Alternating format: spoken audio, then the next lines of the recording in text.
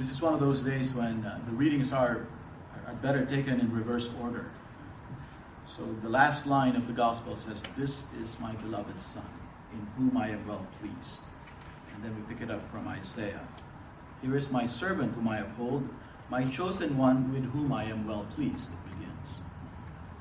And then it continues what that means. He has a mission. "Upon whom I have put my spirit, he shall bring forth justice to the nations, not crying out, not shouting, not making his voice heard in the street." And then the next couple of lines are lines I first encountered in seminary when Father Edward Clark was our teacher in penance and anointing. And he always began class with a prayer alluded to St. Richard of Chichester. I just remembered that because it said it on the title. I don't know who the saint is. But it made use of these words in the ministry of penance and anointing. "A bruised reed he shall not break, and a smoldering wick he shall not quench."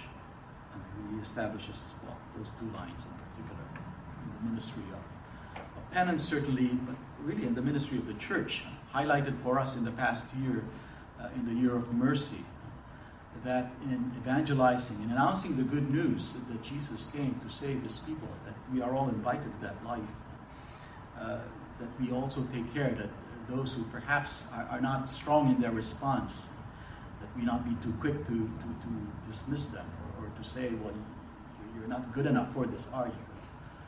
Lest we discourage them, or lest they shut themselves off from the invitation. The mission of Jesus after he was baptized and began his public ministry is precisely that: to call to the Father again, especially those who have gone astray. Of course, one of the other questions related to this scene is, well, why was Jesus baptized at all? What does it mean to fulfill all righteousness? But that question aside, it also, in a sense, kind of strengthens our own identification with Jesus by the fact that we too were baptized.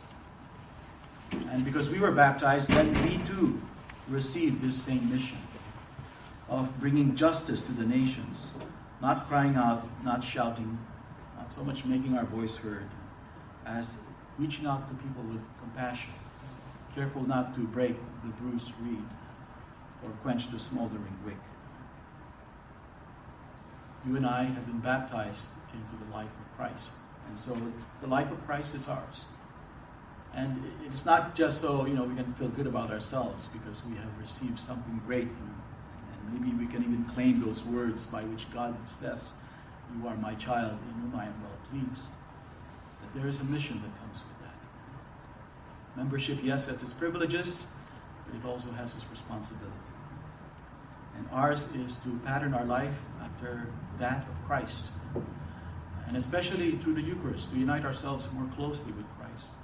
So that, as St. Paul says, out in the world, it is no longer we who live, but Christ lives in us. And that people know God through us, through their contact with us, by the ways in which they experience our own lives.